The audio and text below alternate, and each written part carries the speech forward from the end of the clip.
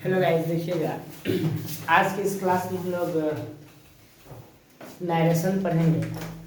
मुझे उम्मीद होगा कि आप लोग व्यस्त होंगे। आइए देखते हैं। बहुत ही इम्पोर्टेंट चैप्टर है, क्लास 10th और 12 दोनों के लिए बोर्ड एग्जाम में आता है। उसी व्यू से बता रहे हैं जो आपका एग्जाम के व्यू से है ना।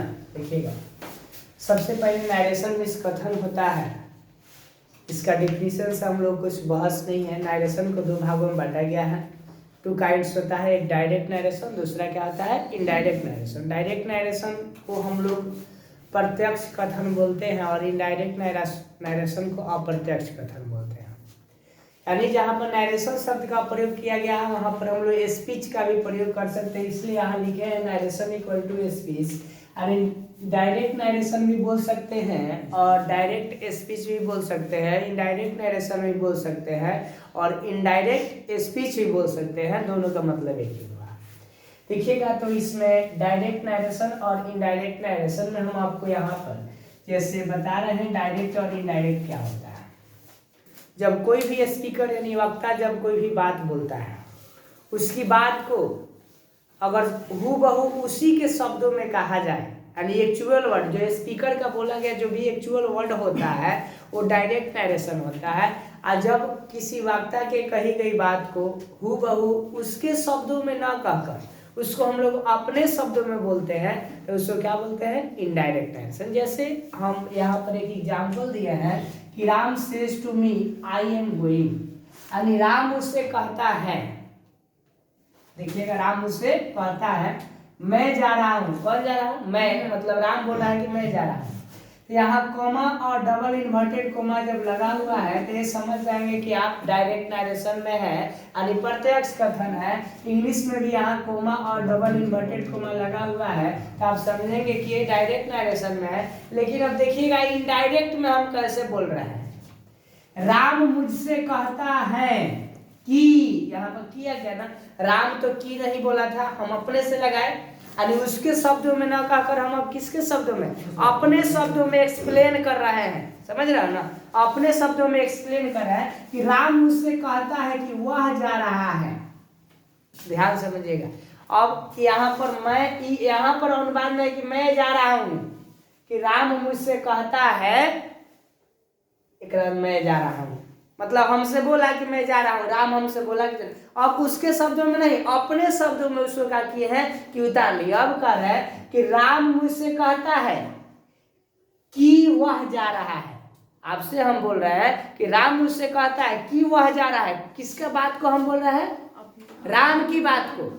राम की बात को हम आपसे बोल रहे हैं कि राम मुझसे कहता है कि वह जा रहा है। समझ रहे हो ना, चाहे राम मुझसे कहा कि वह जा रहा है। अब समझिएगा, तो ये जो की लग गया तो यहाँ पर यही जो है वो क्या हो गया इनडायरेक्ट नरेशन हो गया, अप्रत्यक्ष कथन हो गया। क्या हो गया? अप्रत्यक्ष कथन। अब देखिएगा, अब इससे हम लोग को कुछ बहस नहीं है, ठीक है। अब यहाँ पर सीधे हम लोग देखेंगे कि कैसे बना है। इसके लिए हम रूल आपको बताएंगे। देखिएगा, तो डायरेक्ट से इनडायरेक्ट बनाने के लिए कुछ रूल होता है।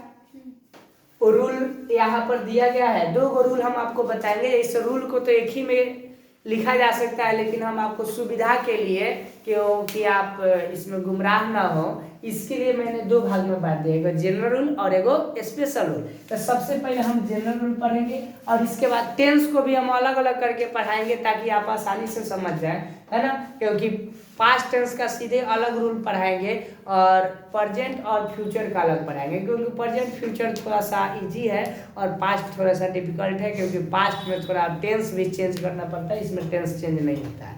ऐसे देखिएगा, तो जनरल रूल में कहता है रूल नंबर 1 कि यदि रिपोर्टिंग, यदि आरबी मतलब रिपोर्टिंग वर्ब। अब देखिए एक चीज हम भुला गए, रिपोर्टिंग वर्ब और रिपोर्टेड स्पीच क्या होता है।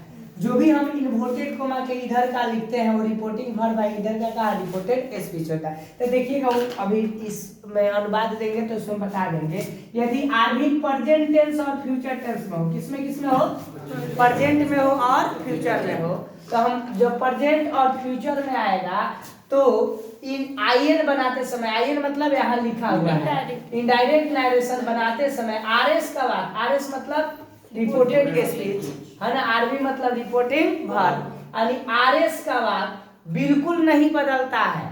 क्या होता है जी? नहीं बदलेगा। यानी जब प्रेजेंट टेंस और फ्यूचर में रहेगा तो नहीं बदलना है, आरएस के वाक्य को नहीं बदलना है, समझ गए ना। यानी इधर वाला जो वाक्य रहेगा इन्वर्टेड कोमा के अंदर वाला जो वाक्य रहेगा इसको हम लोग को क्या करना है? चेंज नहीं करना है। लेकिन वो अगर पास्ट में चला जाएगा ना तो उसको क्या करना पड़ेगा? चेंज करना पड़ेगा। और याद रखिएगा प्रेजेंट और फ्यूचर में चेंज नहीं होता है, और जबकि पास्ट में क्या होता है? जो चेंज हो जाता है। समझ में आया ना? पास्ट में इधर वाला जो इन्वर्टेड कोमा, देखिए ये वाला ऐसे रहता है ना, इसको इन्वर्टेड कोमा का अंदर का बोलते हैं, इधर वाला क्या बोलते हैं जी? बाहर का। तो इन्वर्टेड कोमा का अंदर वाला भी वाक्य को चेंज करना पड़ेगा जब पास्ट में रहेगा तो। अब प्रेजेंट और फ्यूचर में रहेगा तो इसको चेंज नहीं करना है, इसीलिए उसका चेंज वाला इसमें नहीं लिखवा, इतना ही से बन जाएगा। जैसे देखिएगा इनडायरेक्ट नेगेशन ब्रांच में आरएस को आज बिल्कुल नहीं बदलता, आरबी के वर्ब को इस प्रकार, अब वर्ब को सिर्फ चेंज करेंगे। ये भी देखिए दो को मात्र चेंज होता है, से रहेगा तो से का से रह जाएगा, कोई चेंजिंग नहीं है। और सेज रहेगा तो सेज का बस याद रखिएगा कि यदि टू लगा हो, क्या लगा हो? टू लगा हो तब चेंज होगा। यानी से टू को किस में बदलना है जी? टेल में। से टू को देखो टॉल है, कोई देखा नहीं है, कोई नहीं बोला है ना, आप लोग ध्यान नहीं देते हैं, है ना। से को किस में बदलना है? से टू के जी टेल में। आ सेस टू को हयो आसान रूल देख बाबू, यहाँ पर एस लगा है हो, हेहू में क्या लगा देना है? एस। यहाँ एस नहीं है तो टेल हो गया, तो यहाँ पर क्या हो गया? T E double L S tells हो गया, इसलिए हो गया क्योंकि उसमें एस है तो इसमें भी एस है। बड़ा दिक्कत। यानी याद रखिएगा से का से, सेज का सेज, से टू को टेल में, आ सेज टू को टेल से, ठीक है ना। जैसे बता रहे हैं वैसे समझते चलिए, एक एक स्टेप, ऐसा कोई नहीं है जिसको नहीं बनाने आए। हम गारंटी लेते हैं कि 100% बनाने आएगा, हर आदमी बनाएगा, समझे। अब देखो दूसरा, यहाँ तक कोई दिक्कत नहीं, इसमें कोई दिक्कत, प्रेजेंट और फ्यूचर आएगा तो चेंज नहीं करना है। इसमें से का से में, सेज को सेज में, से टू को टेल में, आ सेज टू को टेल में, यहाँ तो कोई दिक्कत नहीं। अब यहाँ भी दिक्कत नहीं होगा। देखिए बस कुछ नहीं, अभी आपको हम देख रहे थे ऐसे को कोमा दिए थे या दो को दिए थे ना, कोमा और इन्वर्टेड कोमा को बस डायरेक्ट में रहेगा, इनडायरेक्ट में हट जाएगा, और वही कोमा इन्वर्टेड कोमा हटता है तो उसी के जगह क्या लगता है? डेट लगता है। कोई दिक्कत? यानी कोमा और इन्वर्टेड कोमा को हटाकर डेट कंजक्शन लगाता है। कंजक्शन मतलब डेट क्या है? कंजक्शन है, अभी नहीं कि कंजक्शन लिखेंगे, डेट कंजक्शन नहीं, वही पर क्या लिखना है? डेट लिखना है, यानी डेट का प्रयोग करता है। चेंज ऑफ पर्सन, यहाँ देखिएगा एकदम आसान, इसको अगर हम रूल लिखवाएंगे तो बहुत बड़ा रूल होगा, इसलिए डायरेक्ट के ट्रिक से इसको खत्म किया गया है कि सन बटा 1 2 3, सन मतलब बेटा बटा 1 2 3 ना, अरे सन मतलब बेटा होता है ना। ठीक है, यहाँ सन बट ए बहुत आसान, बचपन में से हम लोग पढ़ते होंगे, ऐसे किताब में 8वां 9वां 10वां में शायद दिया है, तो ये बहुत आसान है। देखो एस फोर का हुआ subject, S four subject, O four object, N four no change. अब थोड़ा सा इसको, ये तो सब्जेक्ट ऑब्जेक्ट हुआ लेकिन वो थोड़ा सा सेट नहीं करा, इसलिए तो नहीं सुख चेंजिंग कर लेना है। एस का मतलब हुआ अकॉर्डिंग टू सब्जेक्ट, मतलब सब्जेक्ट के अनुसार। एस का मतलब किसके अनुसार हो? सब्जेक्ट के अनुसार। तो जो पहला पर्सन यानी फर्स्ट पर्सन, अच्छा पर्सन किसी को इसमें ऐसा है जिसको पर्सन नहीं पता है कि कौन कौन पर्सन में होता है, ईमानदारी से बोलिएगा, ऐसे कोई देख नहीं रहा है ना, वीडियो इधर पीछे नहीं दिख रहा, आगे ही दिखेगा, हाथ उठा दीजिए, हम समझ जाएंगे, कोई बात नहीं है। बहुत बढ़िया, वेरी गुड। देखिएगा कभी भी डॉक्टर से मास्टर से 2-3 चीज ऐसा है जो नहीं छुड़ा है। देखिए पर्सन एकदम 1 सेकंड में पर्सन देखो खत्म। देखो बाबू पर्सन होता है ना, पर्सन में एगो फर्स्ट पर्सन होता है, एगो सेकंड पर्सन होता है, एगो थर्ड पर्सन होता है। तो देखिएगा एगो फर्स्ट पर्सन में भी एगो होता है एसएन होता है, एगो पीएन होता है। एसएन का मतलब सिंगुलर नंबर है, पीएन का मतलब प्लुरल नंबर। सब लोग जानते हैं, बस खाली भुला गए, हम याद दिला देंगे तो सबको याद है। देखो फर्स्ट पर्सन में आई आता है और उसका प्लूरल में क्या आता है वी। सेकंड पर्सन में यू आता है और यू आता है। यू एकलौता मात्र प्रोनाउन है जो ससुरा सिंगुलरों में उहे होला, दोनों सेम है। यानी सिंगुलर यू मींस तुम, आई यू मींस तुम, यू मींस आप या यू मींस आप। जैसे बोलेंगे तुम एक लड़की हो तो यू आर अ गर्ल, अब बोलेंगे तुम लोग लड़कियां हो तो यू आर गर्ल्स, वही आया ना। लेकिन अगर आई को कहेंगे मैं लड़का हूँ तो आई एम बॉय, अगर कहेंगे हम लोग लड़के हैं तो वी आर बॉयज हो जाएगा, है ना।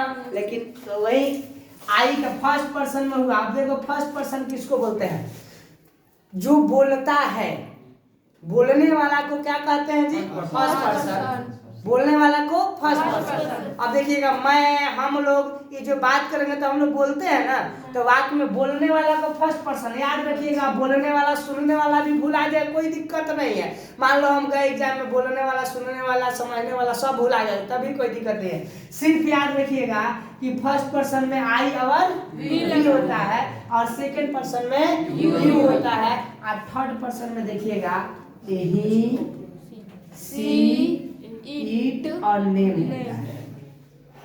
कई गो नाम, एक नाम। इधर अब देखिएगा थर्ड पर्सन के प्लूरल में जब आते हैं तो क्या होता है जी, दे होता है। क्या होता है, दे और एक से अधिक नाम, बुझाया। अब देखिएगा, अब यहाँ पर लिख दिए। अब ये देखो कितना आसान हो गया है। जब फर्स्ट पर्सन आएगा, फर्स्ट पर्सन मतलब कौन कौन, आई और वी। तो आई और वी आएगा तो जो वाक्य में सब्जेक्ट रहेगा, क्या रहेगा हो, सब्जेक्ट रहेगा। तो सब्जेक्ट के अनुसार चेंज करेंगे। वही में बताइएगा दो नंबर मतलब वन पर्सन, सेकंड पर्सन यानी यू जब आएगा तो किसके अनुसार चेंज होगा, हो ऑब्जेक्ट, मतलब ऑब्जेक्ट के अनुसार। आज जब थर्ड पर्सन आएगा मतलब देखो ही, सी, इट और एगो नाम, तो चेंज होगा हो नो, काहे की कह रहा एन मतलब लिखा है नो चेंज, समझ गया ना। अरे हैदर बाबू, फर्स्ट पर्सन किसके अनुसार, सब्जेक्ट के अनुसार, सेकंड पर्सन किसके अनुसार, ऑब्जेक्ट के अनुसार। आज जब ही, सी, इट और एक नाम आएगा थर्ड पर्सन किसके अनुसार, याद हो गया। यानी सन बटा 1 2 3 यानी फर्स्ट पर्सन किसके अनुसार, सब्जेक्ट के अनुसार। वन का याद रखेंगे, वन फर्स्ट सन एस ओ एन 1 2 3 यानी एस यानी फर्स्ट पर्सन किसके अनुसार, एस मतलब सब्जेक्ट के अनुसार। टू मतलब ऑब्जेक्ट, दो मतलब सेकंड पर्सन, सेकंड पर्सन का क्या हो, एस ओ है तो टू का ओ है मतलब सेकंड पर्सन किसके अनुसार, ऑब्जेक्ट के अनुसार। 3 नंबर याद रखेंगे, 3 नंबर मतलब समझ गए ना। यानी आई और वी आएगा तब सब्जेक्ट के अनुसार चेंज करना है, जब यू आएगा तो आप लोग किसके अनुसार चेंज करना है, ऑब्जेक्ट के अनुसार। आज जब क्या आएगा हो, ही, सी, इट और एक को नाम आएगा, राम, श्याम, मोहन, सोहन, जो भी होगा, है ना, लड़का लड़की, गधा गधे, जो भी घोड़ा बकरी जो भी आएगा सब एटसेट्रा जितना आएगा, है ना, सबको क्या करेंगे, नहीं चेंज करेंगे, कोई दिक्कत। जब इतना जान गए तब देखिए हम लोग अनुवाद कैसे देखते हैं। अनुवाद बहुत आसान है बनाना, देखो कैसे बनाते हैं, देखिएगा। यहाँ पर है अनुवाद आपका 3 दिया हुआ है, 1 2 3, ध्यान समझेंगे, बहुत आसान है। अगर ये को बनाने आ गया, एक कंसेप्ट क्लियर हो गया और इसमें पूरा चेंज होने वाला दिया है कि सबको चेंज करना है, ठीक है। अगर ये को कंसेप्ट क्लियर हो गया तो बाकी सब आपसे बन जाएगा। जैसे देखिएगा, पर Ram says to me I help you. अब देखिए राम का तो हम राम लिखेंगे ना जी, राम का राम लिखेंगे। अब देखिएगा सेज टू को देखिएगा रूल में क्या लिखा है जी, सेज टू को किस में लिखा है, टेल्स में। तो यहाँ बिना कुछ किए हुए टेल्स बदल रहे हैं, बोलिए कोई दिक्कत, कोई दिक्कत नहीं ना। अब आइए देखिएगा, राम सेज टू को किस में बदल दे, टेल्स में। टेल्स में कैसे चेंज हुआ, क्योंकि रूल कहता है कि सेज टू को किस में बदल देना है, यहाँ पर टेल्स, TELLS। बोलिए यहाँ तक किसी को दिक्कत है क्या, राजी भाई कोई दिक्कत है। राम का राम लिख दिए, सेज टू को टेल्स, राम टेल्स, है ना। लेकिन बाद में क्या है, वो मी है, तो मी का मी उतारेंगे ना कि नहीं उतारेंगे, उतारेंगे टेल्स मी। हाँ ये देखिए कोमा और डबल इन्वर्टेड कोमा आया है ना। आपके रूल में देखिए तो यहाँ पर क्या लिखा है रूल नंबर 3 में कि कोमा और इन्वर्टेड कोमा को हटाकर क्या लगाना है, तो यहाँ पर हम डेट लगा दे क्या? Yes sir. प्ले लगाए ना? Yes sir. मी डैड, कोई दिक्कत? अब देखिए आई, अब यहीं से 100% माइंड यहीं पर देना है। देखो जी लिखने वाले यहाँ देखिएगा, ये आई जो है कौन पर्सन है? First first person. बहुत बढ़िया, फर्स्ट पर्सन है। अब फर्स्ट पर्सन किसके अनुसार बदलता है? फिर गलती सब्जेक्ट। अब एक चीज यहाँ पर देखना है, ये जो राम है मेरा सब्जेक्ट है। राम क्या है? सब्जेक्ट है। और मी क्या है? वो ऑब्जेक्ट है। मी क्या है? ऑब्जेक्ट। अब देखिएगा तो ये जो फर्स्ट पर्सन जो आई है उसको किसके अनुसार चेंज करना है? सब्जेक्ट के अनुसार। सब्जेक्ट के अनुसार। ये आई जो सब्जेक्ट के अनुसार बदलेगा। आप देखिएगा राम है, जब कोई मतलब नाम हो मैस्कुलिन जेंडर का मतलब मेल का, तो उसके लिए हम लोग ही लिखते हैं। क्या लिखते हैं? ही। और जब कोई नाम हो फेमिनिन जेंडर का मतलब स्त्रीलिंग का, तो क्या लिखेंगे? सी। तो अब बताइए जो है आई जो है वो आई चेंज होगा किसके अनुसार? राम के अनुसार। तो राम के अनुसार चेंज होगा क्योंकि रूल कहता है कि यदि फर्स्ट पर्सन सब्जेक्ट के अनुसार, तो आई जो होगा सो किसके अनुसार चेंज होगा? हो सब्जेक्ट के, राम के अनुसार होगा ना। तो इसके लिए यहाँ पर क्या लिखा जाएगा? ही। कोई दिक्कत नहीं। आज देखो आई हेल्प यू कौन टेंस में है? Present tense. प्रेजेंट टेंस में है ना। तो यहाँ देखो आई के साथ में आप जानते हैं सिंपल प्रेजेंट में सब्जेक्ट प्लस वर्ब वन या वर्ब फाइव प्लस ऑब्जेक्ट। आई के साथ में यहाँ पर हेल्प लगा था वर्ब वन, आई के साथ में क्या होगा? HELPS हेल्प, यानी वर्ब फाइव हो जाएगा। क्या हो जाएगा? वर्ब फाइव हो जाएगा। तो ही हेल्प। यू बाबू कौन पर्सन है? वो सेकंड पर्सन। आप बताइए तो रूलवा में सेकंड पर्सन किसके अनुसार चेंज होता है? ऑब्जेक्ट के अनुसार। बहुत बढ़िया, वेरी गुड।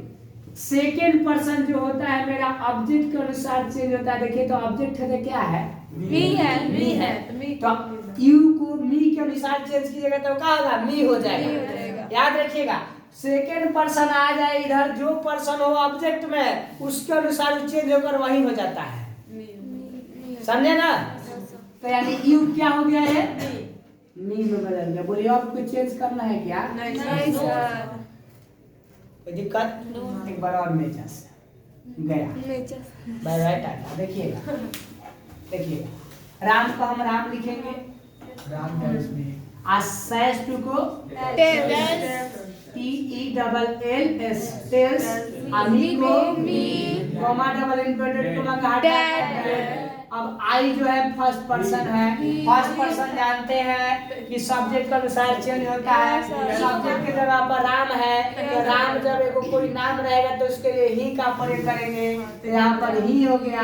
हेल्प का है तो HELP सिंपल प्रेजेंट में है ना। ही से और एक से अधिक नाम में वर्ब फाइव लगता है तो हेल्प है ना। इसके बाद में क्या हो गया जी? यू जो है सेकंड पर्सन है। यू सेकंड पर्सन जो होगा ये ऑब्जेक्ट के अनुसार चेंज होगा। तो ऑब्जेक्ट के अनुसार चेंज होगा तो यानी क्या हो जाएगा? अब full stop the full stop. कोई दिक्कत? इसी तरह आइए देखिएगा सेकंड नंबर में सेम है, बनाइएगा। हम नहीं बनाएंगे। देखो ही का क्या लिख सकते हैं? ही।